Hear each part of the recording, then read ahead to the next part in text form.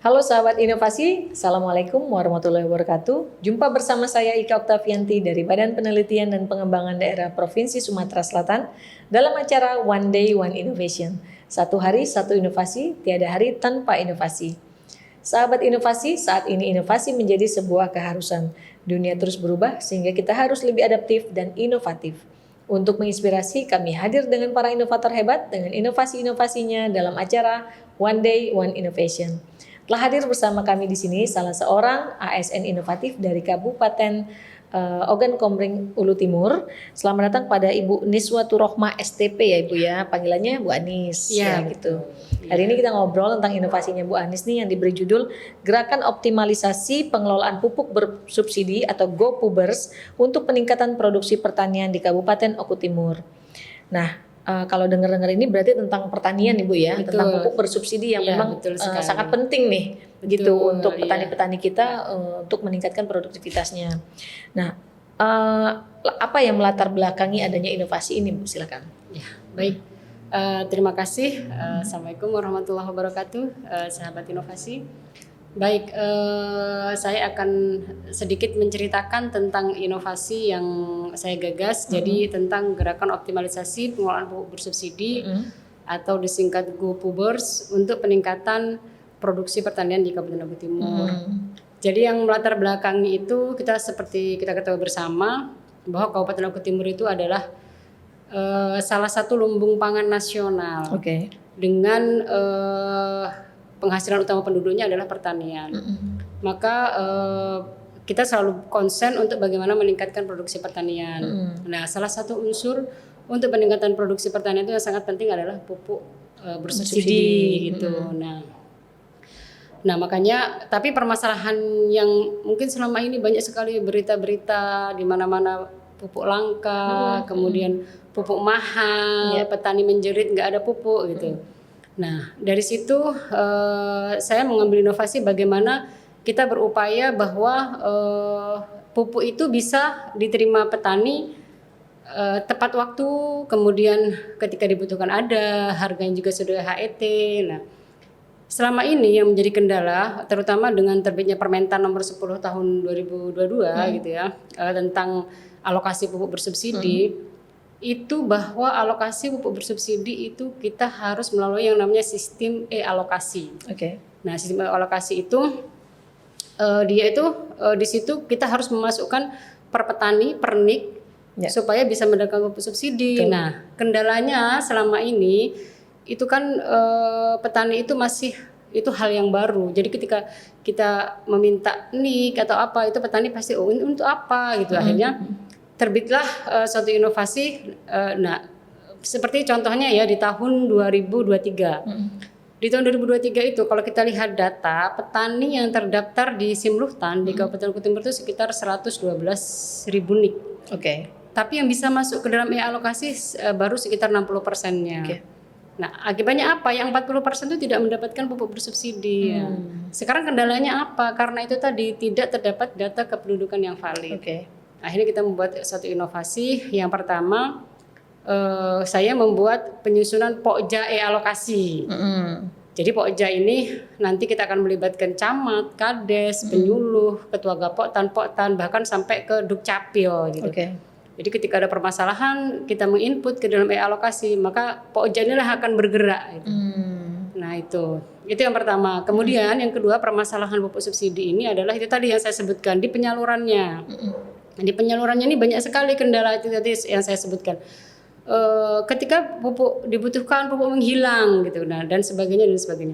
Nah di sini saya membuat inovasi karena selama ini mungkin masyarakat bingung mau mengadu kemana. Nah saya membuat inovasi yang kedua itu adalah pembuatan akun pengaduan digital yang kita kasih nama Curhat Pubers atau curhatan hati pupuk bersubsidi. Jadi di akun ini nanti atau di aplikasi ini silahkan siapapun yang berkaitan dengan pupuk subsidi bisa istilahnya curhat apa sih kendala yang dihadapi tentang pupuk bersubsidi. Nah itulah inovasi yang saya gagas dan saya berharap dengan adanya inovasi ini yang pertama untuk Pokja ini bisa berjalan efektif sehingga memang petani yang memang seharusnya bisa mendapatkan pupuk subsidi bisa masuk ke dalam sistem alokasi dan bisa mendapatkan pupuk subsidi. Kedua, dengan curhat Pubers, jadi petani atau siapapun itu bisa mengadukan apa permasalahannya sehingga akan cepat kita tindak lanjuti. Seperti ini itu. Diimplementasikan atau memang baru diinisiasi, Bu? Karena setahu saya memang optimalisasi pengelolaan pupuk bersubsidi ini memang sudah digerakkan seluruh Indonesia karena memang adanya tadi kendala di dalam kelengkapan kelengkapan persyaratan untuk mendapatkan pupuk bersubsidi ini gitu. Nah, ini inisiasinya memang berarti digerakkan atau memang aplikasinya gitu. Jadi sebenarnya begini, kalau Pokja mungkin belum ada ya, karena selama ini yang kita lihat mungkin di seluruh mandiri Indonesia, gitu ya. Itu hanya petugas pertanian yang mendatangi petani untuk meminta data-data, tapi belum aja kalau misalnya terkendala masalah, misalnya mereka meminta kades karena ini tidak ada istilahnya tidak ada dasar hukumnya, mungkin kades ya. Oh itu bukan urusan saya gitu. Nah sekarang makanya kita buat itu Pokja itu kita bentuk dengan SK Bupati. Jadi nanti kalau misalnya ini Bapak ada SK Bupatinya gitu. Makanya kita juga banyak sosialisasi. Kemarin saya mensosialisasikan memang baru di 3 kecamatan tapi mudah-mudahan nanti bisa 20 kecamatan. Karena selain mensosialisasikan tentang Pokja, jadi selama ini nih pengetahuan masyarakat tentang pupuk subsidi itu masih sangat jauh, apalagi kayak unsur pemerintahan seperti kades, camat, yang mereka sehari-hari mungkin berurusan dengan petani, dengan masyarakat, mereka perlu juga kita kasih sosialisasi bagaimana bisa mendapatkan pupuk subsidi. Gitu, berarti ini memang sudah lama ya diinisiasi ya? Kalau implementasinya baru sekarang atau bagaimana? Ya, jadi implementasinya ini nih sebenarnya saya ya karena kemarin ketika kita penyusunan alokasi di 2023 ini saya melihat bagaimana petugas-petugas itu sampai mendatangi satu-satu petani untuk minta dan ternyata ada kendala mereka lapor. Nah itulah kenapa akhirnya menggugah saya untuk membuat inovasi ini. Jadi jelas gitu ya orang-orangnya yang bertanggung jawab terhadap peningkatan persyaratan-persyaratan yang harus dilakukan gitu ya. Yang bisa yang diperlukan untuk bisa masuk ke dalam sistem alokasi. Hambatannya seperti apa Bu kalau dalam pelaksanaan inovasi ini? Kalau dalam pelaksanaan inovasi ya mungkin kita harus menumbuhkan dulu kan karena selama ini mungkin yang di luar yang pertanian itu kan mungkin selama ini mereka tidak bergerak di situ. Nah, yang kalau saya lihat kemarin dari hasil sosialisasi kita harus menumbuhkan dulu bahwa urusan pupuk bersubsidi ini bukan hanya urusannya pertanian loh gitu. Ini nih keterkaitannya banyak gitu. Karena petani selama ini itu tidak memahami bahwa untuk mendapatkan pupuk subsidi itu prosesnya itu rumit gitu. Bahwa kita harus daftar dulu harus ini. Mereka tahunya bahwa kalau saya tanam itu saya dapat pupuk subsidi. Nah, padahal mereka tidak tahu bahwa saya harus ikut dulu kelompok ada administrasinya ada administrasinya. Itu mungkin kendalanya kita memang harus lebih banyak sosialisasi, mensosialisasikan. Kemudian yang Pokja yang baru kita bentuk ini harus kita banyak sosialisasikan. Jadi ketika ada pertanyaan dari masyarakat itu bisa menjawab secara benar. Betul. Seperti itu. Mungkin harapan kedepannya nih atas inovasi ini Bu mungkin bisa di-sharing. Harapan kedepannya kalau untuk Pokja, saya berharap bahwa ini akan berjalan. Paling tidak kalau kemarin kita hanya mampu 63% bisa masuk ke dalam sistem alokasi dari Simluhtan. Untuk tahun ini dengan adanya Pokja ini kita bisa sampai 80% lah gitu. Kemudian tahun depannya mungkin meningkat ada peningkatan lagi. Ya. Ada peningkatan. Nah kemudian untuk yang aplikasi pengaduan online curhat Pubers itu kan saya sekarang ini masih pakai yang sederhana kayak Blogspot ya. Kita pakai Blogspot dan kedepannya ini kan tidak ada interaksi ya kan, baru hanya orang mengadu lewat Google Form, nanti kita terima, kita tindak lanjuti. Nah, saya pengennya ke depannya itu ada semacam bisa timbal balik. Jadi orang mengadu kita bisa langsung tanggapi, live chat itu. Gitu live chat dan sebagainya. Mungkin akan kita kembangkan seperti itu. Jadi itu. Terakhir nih kesan dan pesan untuk sahabat inovasi yang menonton di rumah mungkin tentang adanya inovasi ini ataupun keinginan untuk berinovasi. Silakan Ibu. Iya, baik. Untuk sahabat inovasi di rumah, jangan takut untuk berinovasi karena sekarang ini tanpa inovasi maka kita akan tertinggal gitu.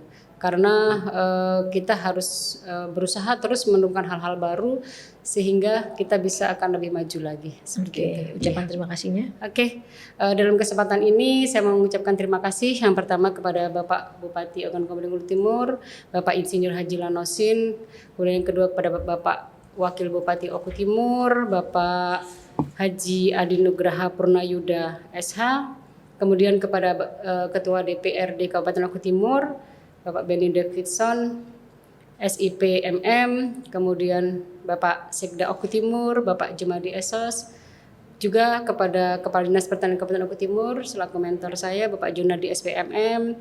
Kemudian tak lupa inovasi ini juga gemblengan dari BPSDMD Provinsi Sumatera Selatan. Saya sangat mengucapkan terima kasih kepada Ibu Hajah Tarbiyah SPD MM, juga kepada coach saya Ibu Insinyur Triyusnani MM, juga kepada narasumber saya Bapak Sentot Supriyadi SSMSI. Demikian Bu yang Terima kasih saya Bu Anis sampaikan. atas sharingnya. Mudah-mudahan memang ada peningkatan ya setelah adanya mudah-mudahan gerakan optimalisasi ini. Betul, yang tadinya baru dan 60% mudah-mudahan dengan 80 adanya ya. optimalisasi ini, karena kan Oku Timur itu dia mentargetkan 1 juta ton gabah kering giling di tahun 2025. Dan saya berharap itu bisa tercapai, dan selama ini Oku Timur itu menjadi penyumbang beras terbesar secara nasional untuk kabupaten kan nomor 5. Mungkin nanti kita bisa nomor 3 seperti itu. Baik, Iya. terima kasih sekali lagi Bu Anis Ya, atas informasinya. Kita tunggu lagi pengembangan untuk aplikasinya ya. Siapa tahu curhat pubersnya berkembang lagi ya, gitu ya. Mudah-mudahan itu harapan saya. Harapan saya bisa berkembang gitu sehingga bisa menjadi solusi untuk permasalahan-permasalahan tentang pupuk bersubsidi. Baik, terima kasih. Sahabat inovasi, untuk mengetahui lebih lanjut tentang adanya inovasi ini bisa meninggalkan pertanyaan ataupun komentar di kolom komentar podcast YouTube kami. Tetap ingat kita punya jurus 4S, setiap orang adalah inovator, setiap masalah bisa menjadi peluang inovasi, setiap solusi harus sinergi, dan setiap inovasi harus konkret hasilnya. Jumpa lagi bersama kami di podcast YouTube One Day One Innovation. Salam inovasi.